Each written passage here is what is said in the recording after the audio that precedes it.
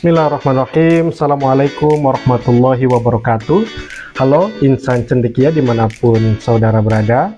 Perkenalkan, nama saya Ahmad Fakihudin. Saya merupakan dosen tetap pada program studi ilmu pendidikan agama Islam di Universitas Pendidikan Indonesia. Saya merupakan dosen pada mata kuliah literasi IT dan media pembelajaran bidang studi.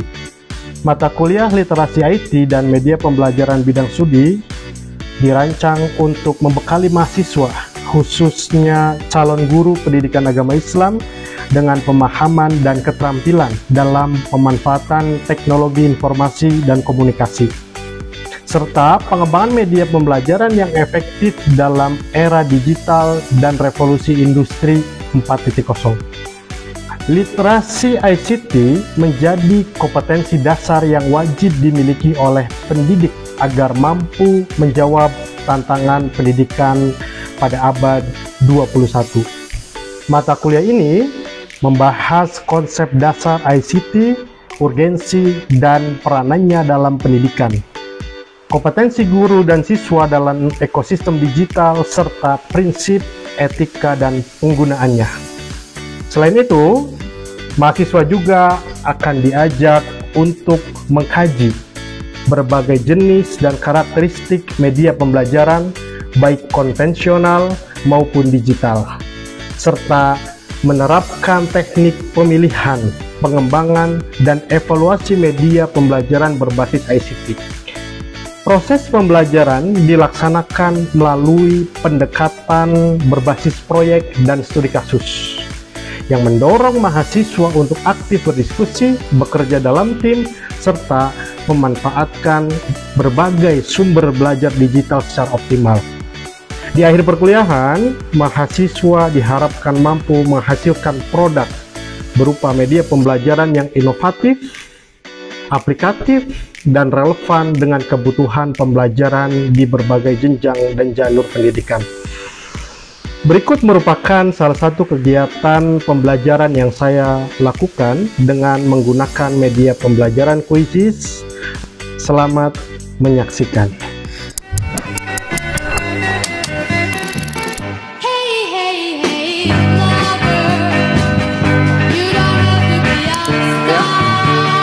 Bismillahirrahmanirrahim. Assalamualaikum warahmatullahi wabarakatuh. Waalaikumsalam warahmatullahi wabarakatuh. Hamdan wa syukranillah. Alhamdulillah teman-teman sekalian, pada pagi hari ini kita bertemu kembali dalam mata kuliah literasi IT dan media pembelajaran bidang studi. Pada hari ini kita akan mempelajari tentang konsep dan karakteristik media pembelajaran PAI berbasis ICT. Karena mata kuliah kita berbasis ICT, oleh karena itu kita akan belajar dengan cara menggunakan salah satu platform digital, yaitu Quizizz. Silahkan bergabung. Sudah bergabung? Sudah. Alhamdulillah. Kalau sudah, kita mulai saja. Ya. Oke, teman-teman sekalian, kita melanjutkan tema ini, di mana tema sebelumnya kita sudah belajar tentang bagaimana sih bedanya antara media pembelajaran konvensional dengan media pembelajaran berbasis digital. Nah, untuk mengawali, silahkan diisi presensinya. Ada yang tidak hadir? Oke, silakan diisi presensinya. Baik. Kalau sudah, saya lanjutkan ke slide berikutnya. Ya.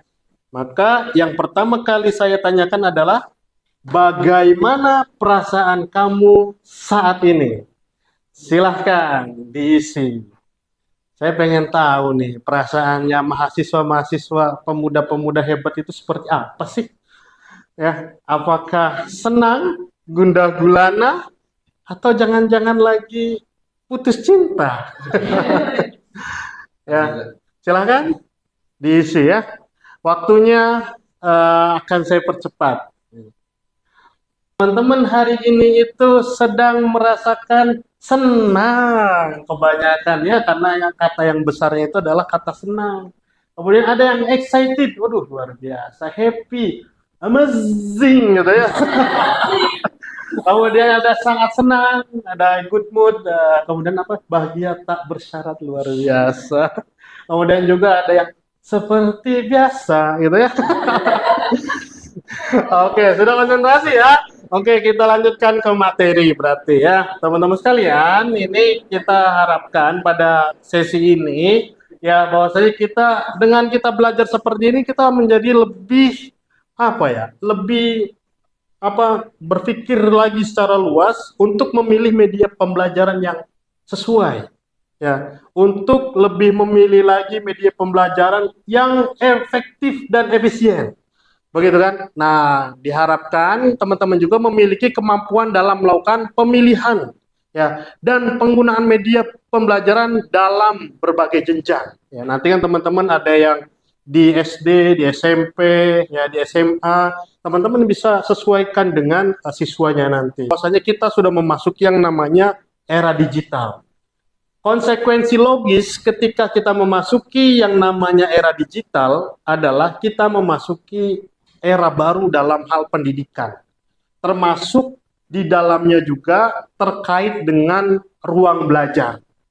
Kalau dulu kan kita ketika kita belajar itu kan di kelas ya sama guru, begitu kan? Kemudian teman-teman sudah mengalami yang namanya era COVID di mana harus online. Ya, maka setelah COVID muncullah kemudian ruang belajar yang baru. Di antaranya itu adalah 4 ruang belajar yang kemudian mungkin bisa kita rasakan sampai hari ini. Di antaranya adalah sinkron langsung, ya. Sinkron langsung ini seperti kita, ya. Nah, itu adalah sinkron langsung, ya. Kemudian juga ada yang namanya sinkron maya. Nah, teman-teman kan suka tuh, ya. Pak, besok kalau bisa mah online ya, gitu. Nah, itu adalah merupakan sinkron maya. Langsung tapi berbasis online atau berbasis digital. Ya, pertemuannya live. Kemudian juga ada yang namanya ruang belajar ketiga, yaitu sinkron mandiri. Asinkron ya, bukan sinkron. Asinkron. Nah, di sana bahwasanya dia itu mengerjakan tugasnya sendiri masing-masing melalui LMS kan biasanya. Kemudian juga ada sinkron, asinkron kolaboratif. Nah, di mana di sana itu teman-teman belajar secara berkelompok gitu ya atau kolaboratif ya, tapi tidak langsung ya. Dengan adanya teknologi apa namanya Google Doc gitu kan, kita kan bisa ngerjain bareng-bareng ya tanpa kemudian harus ketemu dan lain sebagainya. Oke. Kemudian teman-teman sekalian, kalau teman-teman nih, ya saya mau polling nih. Ya, kira-kira teman-teman itu sukanya itu yang mana? Ya. Oke, saya pengen tahu nih. Ada di sini sinkron langsung, sinkron maya, sinkron mandiri, ada asinkron kolaboratif. Teman-teman lebih suka yang mana? Oh, ternyata kebanyakan suka sinkron langsung. Mungkin biar bisa ketemu si dia mungkin ya. Oke, ada juga yang menjawab itu adalah asinkron kolaboratif. Ya, saya pengen tahu dulu dong kenapa teman-teman lebih memilih yang jawabnya sinkron langsung. Cung, Anda kenapa kira-kira? Karena kalau sinkron langsung itu lebih terasa aja, Pak. Lebih terasa ya? Lebih terasa aja pembelajarannya, terus banyak hal-hal yang nggak dilihat secara dunia maya bisa langsung dilihat. Bisa Ya, dirasakan secara begitu sikap ya? karakter juga kan harus Oke. transfer gitu. Karena waktu online mah dosen ngomong, mahasiswanya Tidur. tidur. Oke, baik, terima kasih. Ada yang menjawab yang lain, pendapat lain barangkali tadi yang ngacung nih. Silakan. Ya, kalau saya sendiri lebih suka asinkron mandiri Asinkron mandiri. karena bisa lebih mendalami materi kalau misalkan tidak ada yang paham dan bisa dari berbagai perspektif sudut pandang dari Sudut pandang ya. Jadi masalahnya. belajar mandiri dengan Ya, sumber belajar yang luas tersedia, di internet. luas gitu ya. Oke, baik. Tepuk tangan dulu dong buat semuanya.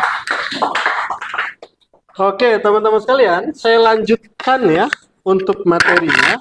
Ya, di antara pemanfaatan pembelajaran ya atau platform yang berbasis digital atau internet, ini kita kategorikan beberapa ya. Di antaranya itu ada yang namanya istilahnya LMS ya.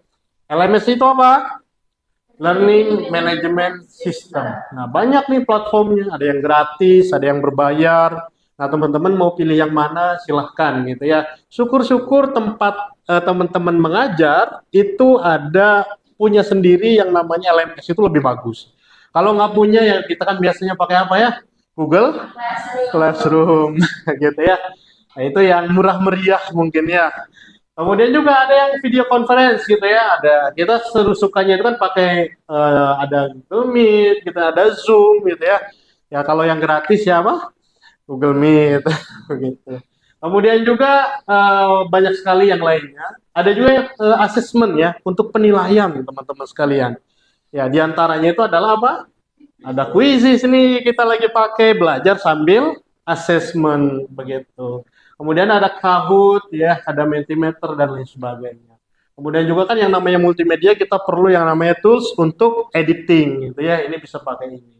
Kemudian juga ada juga yang berbasis permainan misalkan ya seperti Wordwall dan lain sebagainya.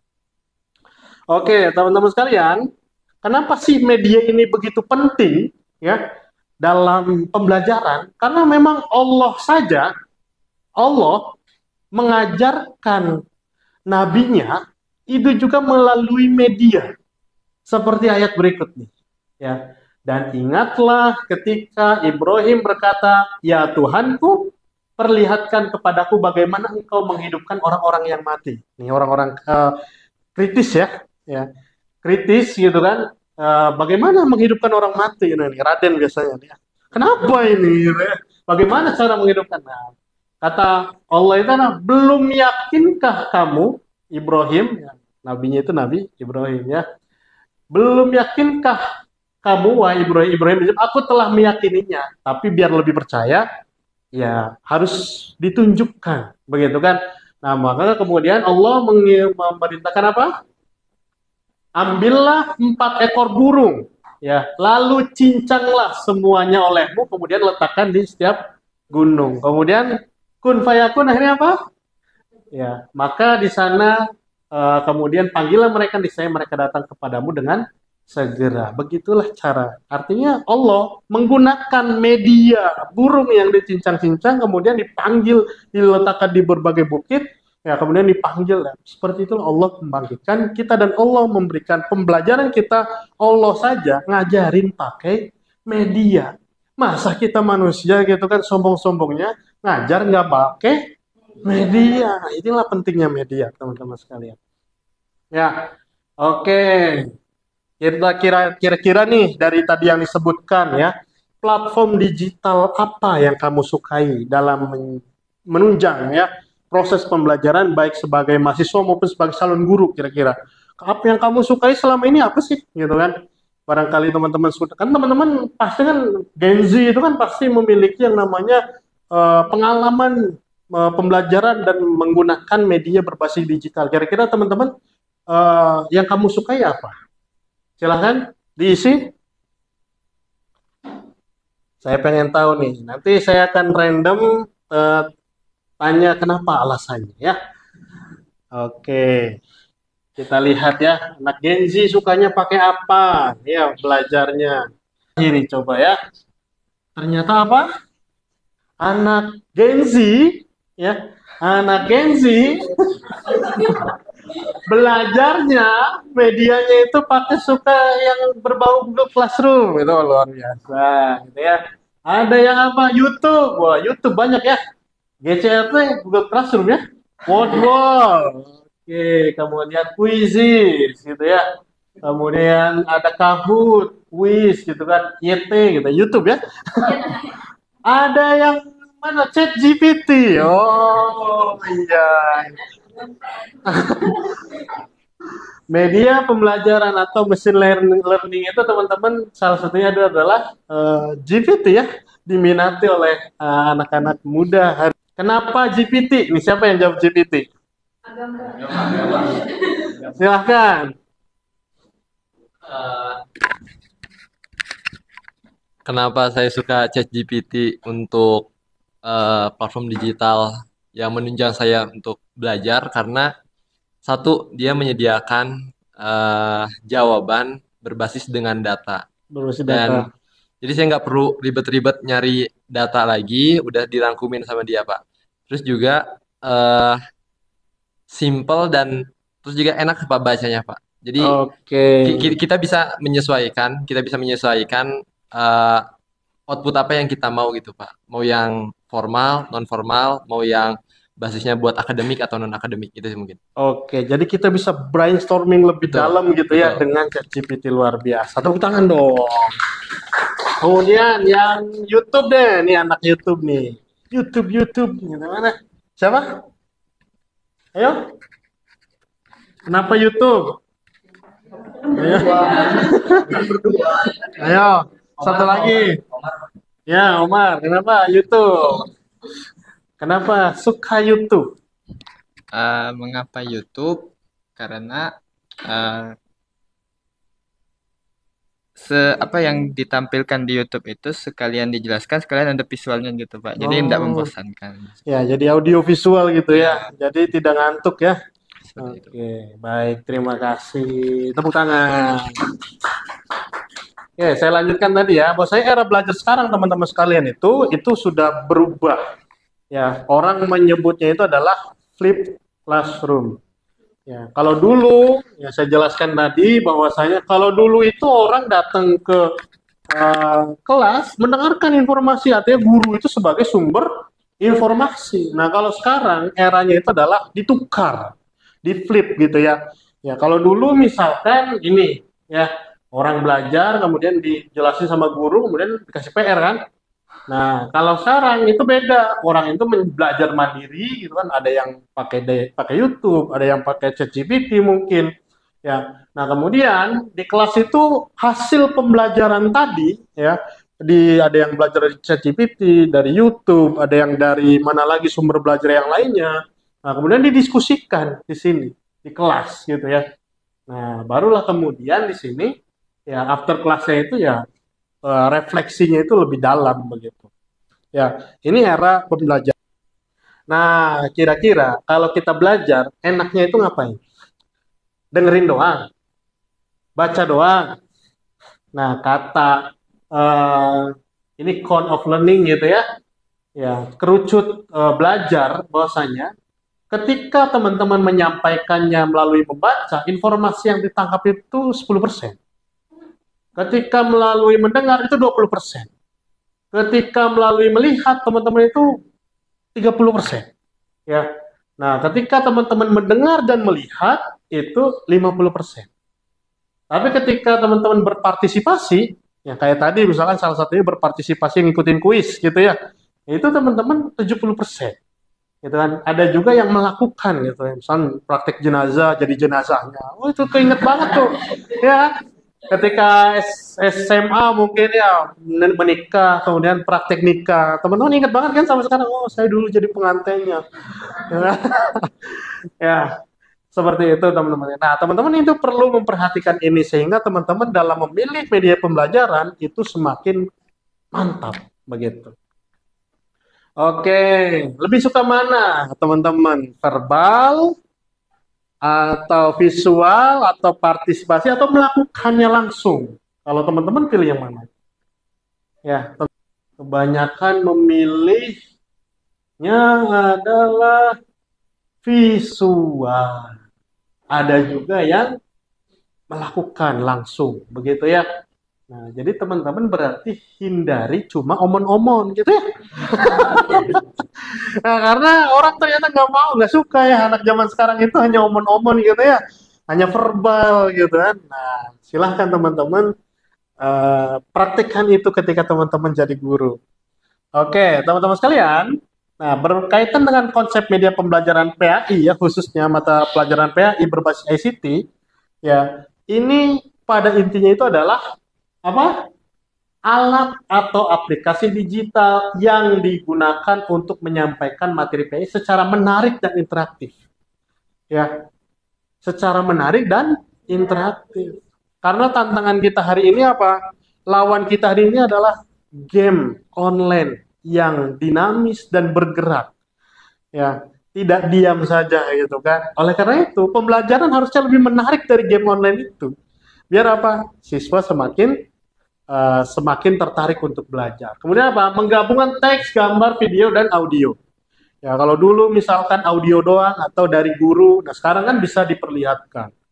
Ya, atau berupa video, atau sekarang juga berupa virtual reality, ya, macam-macam. Kemudian apa lagi? Meningkatkan pemahaman konsep-konsep keagamaan. Nah ini, ya. Kemudian apa lagi? Menumbuhkan minat siswa terhadap nilai-nilai Islam, memungkinkan pembelajaran daring dan mandiri. Seperti itu, teman-teman sekalian, ya. Kemudian sebelumnya nih, ini sepertinya karakteristik nih, ya. Karakteristik media pembelajaran PAI berbasis ICT adalah multisensori. Jadi tidak hanya mata doang. Ada apa? Ada pendengaran. Ada apa lagi? Ada gerakan, ada perasaan mungkin ya. Jadi sensor yang digunakan itu adalah banyak gitu kan. Kemudian apa? Interaktif dan partisipatif. Kemudian apa? Fleksibel dan mudah diakses, bisa digunakan kapan saja karena berbasis digital. Nah, itulah keunggulan daripada berbasis digital. Ya walaupun ya itu kan kita juga harus sadar, harus didukung dengan sarana dan prasarana yang cocok gitu kan. Internet juga harus sesuai gitu kan, gadget juga harus sesuai. Ya kita harus mempertimbangkan itu juga. Kemudian menarik dan inovatif membuat pembelajaran lebih menyenangkan. Kemudian adaptif dan personal sesuai dengan kebutuhan siswa. Masing-masing orang tadi beda ya. Ada yang suka verbal, ada yang suka doing gitu kan, ada yang sukanya itu membaca, ada yang sukanya mendengar saja gitu kan, ada yang harus audio visual. Nah, kemudian juga up to date ya. Kemudian karena tadi berbasis digital, pasti biasanya update. Ya, kenapa update? Karena kita bisa mengetahui informasi yang terbaru. Ya, kalau buku, ya teks, kita kan nggak tahu tahun berapa buku itu dibuat. Ya berarti hanya memuat informasi-informasi yang sampai tahun buku itu dibuat, kecuali Al-Quran. Kalau Quran kan melihat masa depan, karena memang wahyu, begitu ya. Nah, oleh karena itu up to date, begitu ya teman-teman sekalian. Kemudian, ini saya pengen tahu nih, kalau teman-teman nanti jadi guru, ya media pembelajaran eh, berbasis ICT apa yang akan kamu teman-teman lakukan? Silahkan.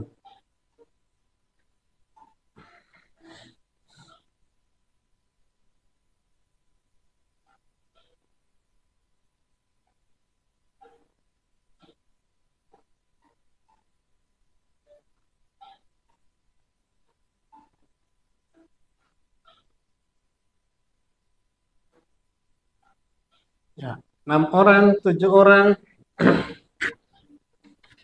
apa ya kira-kira ya? Nih, teman-teman kira-kira besok nih mau jadi guru kan, guru PAI. Nah, kira-kira mau uh, jelasin sesuatu materi PAI itu pakai apa? Ya, setelah teman-teman mengikuti sesi ini. Silahkan. Kita lihat ya, kebanyakan pakai apa ya? Karena ini penting ya. Kalau teman-teman jadi guru, ini kan salah satu mempersiapkan teman-teman agar dapat memilah ya kan, media pembelajaran yang menurut teman-teman sangat menarik dan itu yang diyakini untuk efektif ya kan, dan efisien dalam meningkatkan partisipasi siswa dan juga meningkatkan yang namanya interaksi antara guru dengan murid. Jangan sampai gurunya kemana, muridnya kemana-mana. Oke, cukup ya. Oke, kuisi. So, saya bukan promosi loh ya. Ya, di sini pakai kuisi PowerPoint, ada pakai Word, PPT, internet, kuisi, Gform, langsung melihat apa ya? Kemudian Yground yang mana? Ini. Kemudian juga PPT, kuisis. Oke, boleh ada alasannya kenapa teman-teman memilih itu? Silakan, ada yang mau berbicara? Ya, silakan. Baik, Untuk saya sendiri, saya memilih G-Form ya. Mungkin terkesannya kayak apa monoton gitu karena pilihan ganda, tapi G-Form itu kan alat, jadi sebagaimana senjata gitu, main behind the gun. Jadi gimana yang megang? Saya bakal menggunakan G-Form itu untuk bisa observasi, jadi bisa mengisi jawaban dengan bahasa sendiri siswa gitu. Dan Oke. digunakannya inovatif juga, tidak monoton hanya PG saja gitu. Oke, baik. Jadi Gform ini penggunaannya itu dalam hal misalkan project gitu ya. Nah, project laporannya berbasis Gform gitu kan, sehingga langkah-langkah di Gform itu kemudian diisi dan lain sebagainya. Bagus. Ada yang lain? Silahkan. Siva mau? Silahkan.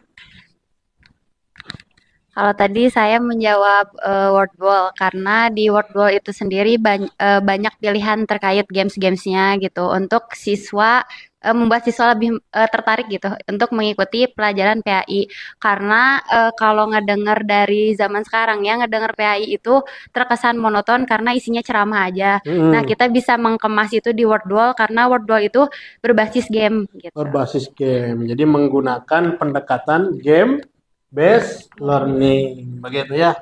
Nah, baik, terima kasih atas pemahaman yang teman-teman sudah tunjukkan ya melalui pernyataan, melalui tadi pertanyaan. Kita lihat ya dari perkuliahan ini siapa sih yang terbaik ya untuk saat ini gitu ya dari segi poin ya. Kita lihat ya siapa? Yang pertama itu adalah Intan. Mana Intan? Oke, tepuk tangan buat Intan. Kemudian yang kedua itu siapa tadi? Lintang. Mana Lintang? Oke, tepuk tangan buat Lintang. Kemudian yang ketiga itu siapa? Najla. Mana Najla? Oke. Terima kasih teman-teman sekalian sudah berpartisipasi dalam perkuliahan hari ini. Semoga ini menjadi bekal buat teman-teman sekalian untuk menjadi guru yang keren, hebat, kreatif, begitu kan, penggerak, dan tentunya menjadi guru yang soleh dan menyolehkan. Amin ya robbal alamin. Dan terakhir, saya juga mohon maaf barangkali ada kesalahan selama pembelajaran. Kita akhiri saja dengan hamdalah dan doa akhir majelis. Alhamdulillahirabbil alamin. Subhanakallahumma wa bihamdika asyhadu an la ilaha illa anta astaghfiruka wa atubu ilaik. Assalamualaikum warahmatullahi wabarakatuh. Waalaikumsalam warahmatullahi wabarakatuh. Ya, tepuk tangan buat kita semua.